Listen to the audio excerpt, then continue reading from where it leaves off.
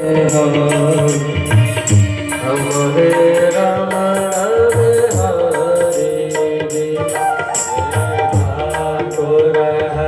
गाइए।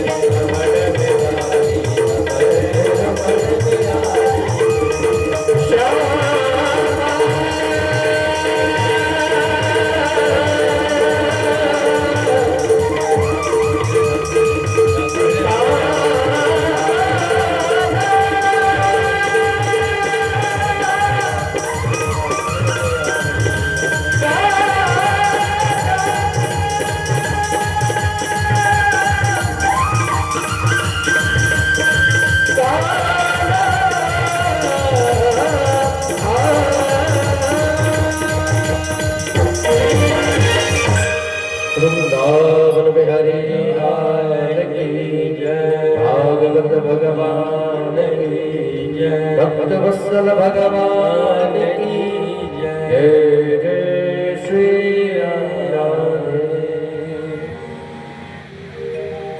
सज्जनों, आइए चतुर्थ दिवस में प्रवेश से पूर्व एक शंका या एक चर्चा भगवत कथा संबंधी।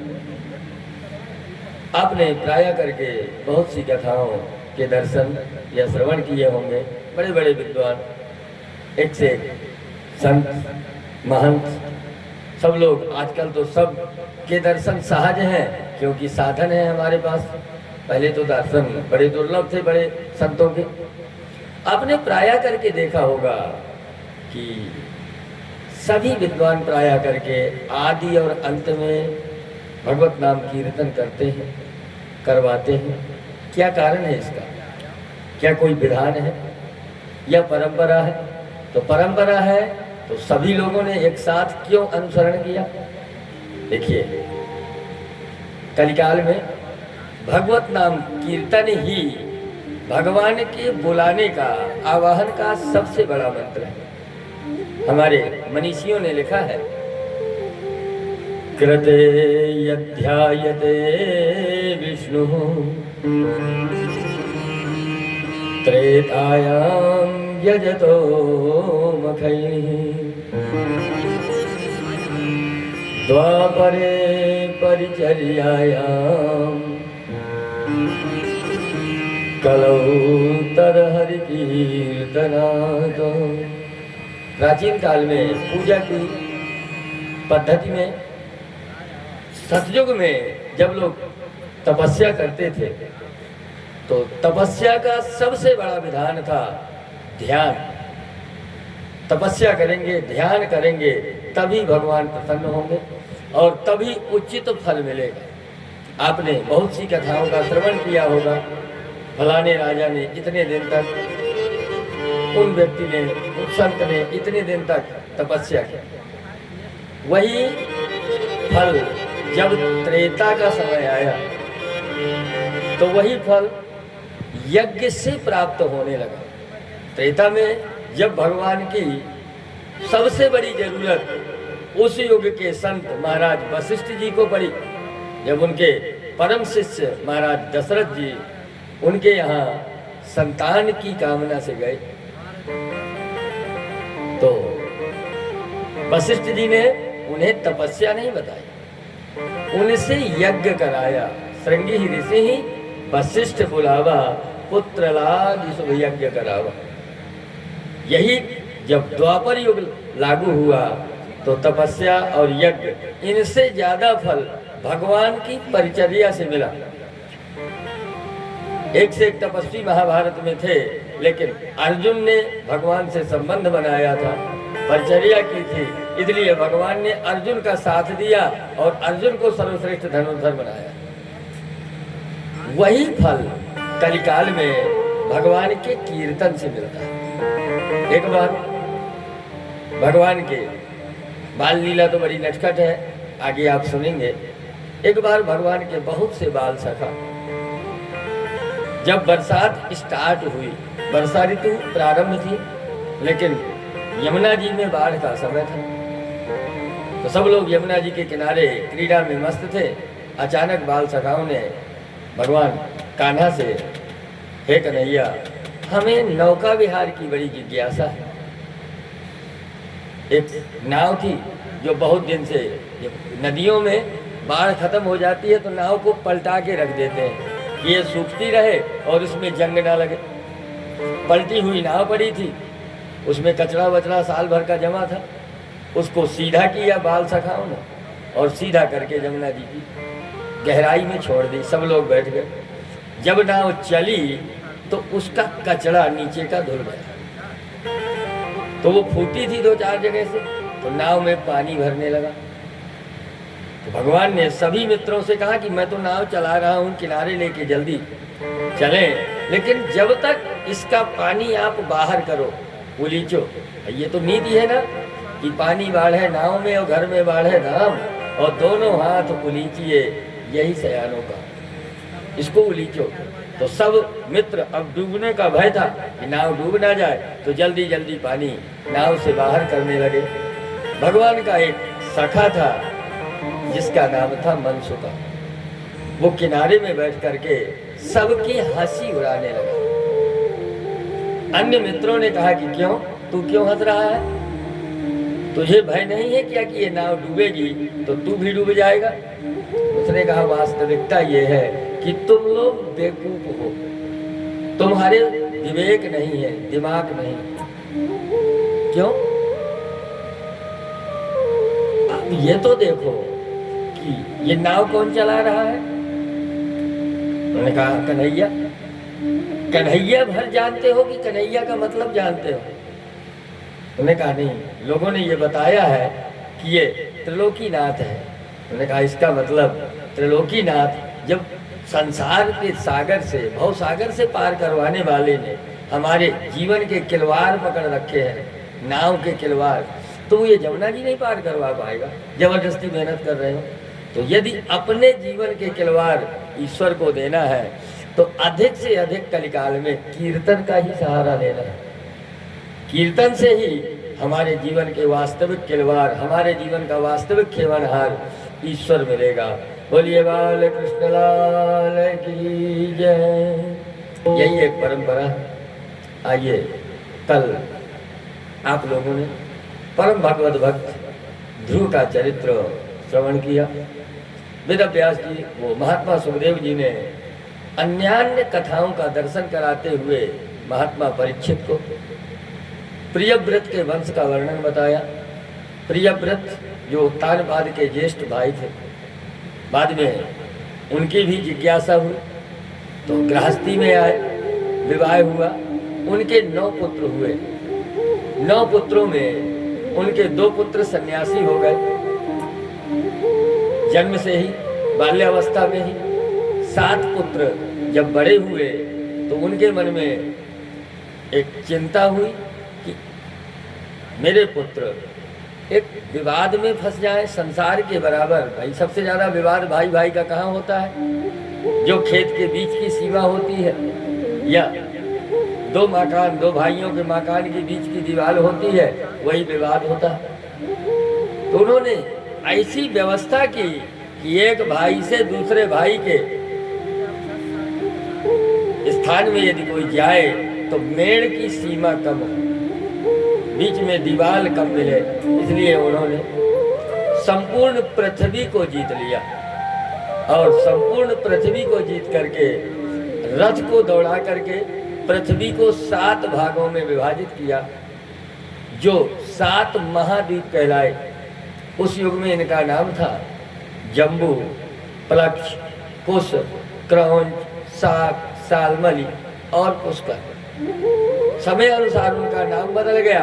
आज उनको थोड़ी दूसरे नाम से जानते हैं, एशिया, अफ्रीका आदि आदि। लगभग वही विभाग 7 पुत्रों को यथायोग राज्य का बंटवारा करके महाराज प्रियव्रत पुनः अपने वानप्रस्थ जीवन के लिए चले जाते हैं। उन्हीं के वंश में एक परम प्रतापी राजा हुए जिनका नाम था भरत।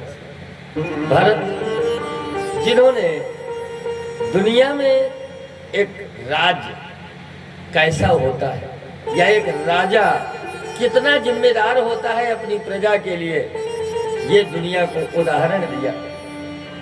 वेद व्यास जी ने लिखा है कि भरत की प्रजा स्वयं अपने को कहने लगी कि हम भारतीय हैं। इसीलिए जहाँ तक भरत का राज था, जम्बू द्वीप के उस भाग को पहले अजनाभ वर्ष कहते थे, लेकिन भरत जी के राज्य के बाद उस क्षेत्र को लोग भारतवर्ष कहने लगे। जिस देश में हम बैठे हैं ये उन्हीं का राज्य का एक भाग है। भरत जी बड़े प्रतापी थे, राग द्वेष नहीं था, समय और संयम का ध्यान दिया। पुत्र बड़े हुए, भाई हम लोग कहाँ फेल होते हैं। हमारी नजरों में हमारा पुत्र कभी बड़ा नहीं होता। हमारी नजरों में हमारा पुत्र, हमारी संतान सब दिन छोटी ही रहती है, सब दिन ना समझ, उम्र से बड़ी नहीं, दिमाग से। हमारी नजरों में पुत्र सब दिन ना समझ रहता है। इसीलिए हम ये नहीं जान पाते कि इनको बड़ा करते करते हम कब बूढ़े हो गए। संयम ये है कि समय के अनुसार अब हमारी अवस्था यदि चौथी है तो हम धीरे धीरे अंत समय जाइए नृप कानन, अंतिम समय में एकांतवास। कानन का मतलब होता है जंगल, जंगल नहीं, मन से एकांतवासी हो जाओ। भाई आज नहीं तो कल बच्चों को जिम्मेदारी आपको देनी है। अपने हाथ से यदि देना है तो अच्छा है, नहीं तो हमारा संसार बड़ा प्यारा है, हमारा संसार अब तो कुछ युग बदल गया, नहीं हमारे बुंदेलखंड में बहुत सी माताएं अपने हाथ से किसी बहू को चाबी दे के नहीं जाती। गांव वाले लेके आते हैं वहाँ से चाबी की, भैया माता जी चाबी लेके चली गई। ऐसे होता है ना, तो ऐसा नहीं। देखिए ये मोह माया संसार ये इतना स्वार्थी है कि यदि हमारा शरीर आज नहीं है तो हमारा जो सबसे नजदीक का संबंधी होगा, हमारा जो सबसे ज्यादा मित्र होगा या रिश्तेदार होगा, वही आके हमारे बच्चों से कहा कहेगा, बेटा 1 घंटे का टाइम है, रात भर रुकना ठीक नहीं। वही शरीर था जिस शरीर से मिलने के लिए वो आते थे, उसी शरीर को वही रिश्तेदार ये कहता है कि बेटा रात भर रुकना ठीक नहीं। तो ये संसार की सत्यता है। भरत जी ने समय अनुसार अपने बच्चों को राज्य दिया और स्वयं सकल संपन्न निकेतात, सब एक राजभवन से जहाँ सारी चीजें उपलब्ध थी, सुख सुविधा की, पुलस्त पुलहाश्रमम प्रबब्राज, नैमिषारण्य तीर्थ की तरफ चले गए। वहाँ तपस्या करते करते एक नवजात मृगा के पालन पोषण में वो भटक गए, और भटक गए इतने कि उसके प्रेम के वशीभूत होकर के भरत जी का दूसरा जन्म एक मृग के यहाँ हुआ। और मृगा के यहाँ भी उन्हें पूर्व जन्म के किए हुए तप के प्रभाव से पूर्व जन्म का ज्ञान बना रहा। फलस्वरूप उन्होंने मृग और मृगी माता को छोड़ करके और नैमिषारण्य तीर्थ में जाकर अपने शरीर को कमजोर कर जल्दी उस शरीर को समाप्त किया। तीसरा जन्म एक अंगिरा गोत्रीय ब्राह्मण के यहाँ हुआ, जहाँ वो जड़ भरत बन गए। उन्मत्त मूक बधिर इव दर्शयामा स्वरूपाणी, पागल गूंगा और बहरा बन करके, क्योंकि किसी के सामने यदि अच्छे बनेंगे तो वो सम्मान करेगा, और सम्मान करेगा तो कहीं ना कहीं ममता बढ़ेगी, और ममता मोह ये शरीर के लिए थोड़ी कम अच्छे हैं, इसलिए वो समाज की नज़रों में पागल बने। अंततः भटकते भटकते उनके सौतेले भाइयों ने उल्टे सीधे काम करवाए। भद्रकाली की कृपा से वो मुक्त हुए। वहाँ से आगे राजा रहुगण को एक अध्यात्म का उपदेश दिया।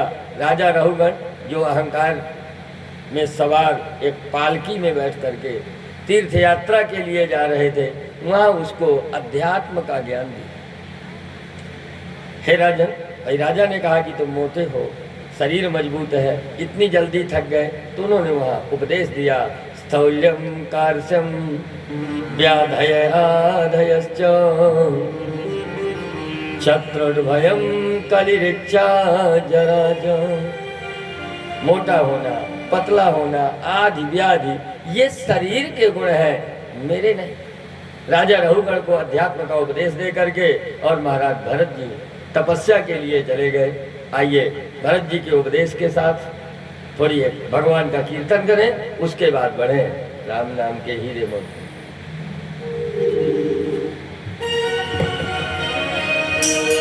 राम नाम के हीरे मोती मैं बिखराऊं गली गली, ले लो रे कोई राम का प्यारा धूम मचाऊं गली गली।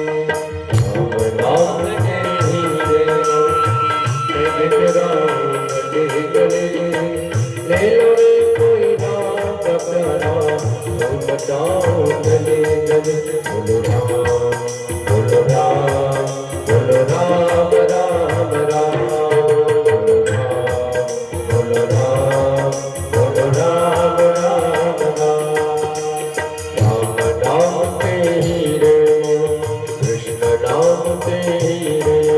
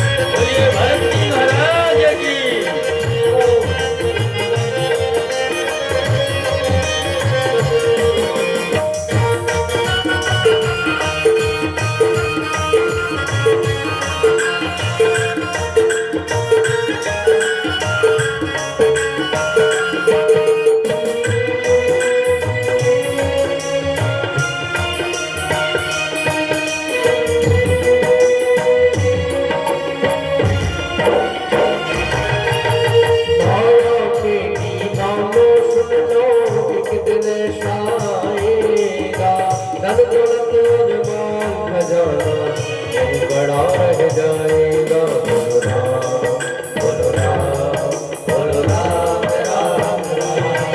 बोलो राम बोलो राम बोलो राम राम राम। माया के गानों सुन लो एक दिन आएगा। गल गल अरमान खजाना नहीं बड़ा रह जाएगा। सुंदर काया मिटते होगी, सुंदर काया मिटती होगी, चर्चा होगी गली गली। ले लो रे कोई राम का प्यारा तो न जाऊं गली गली। ले लो रे कोई राम का प्यारा तो न जाऊं गली गली। बोलो राम बोलो राम बोलो राम राम राम।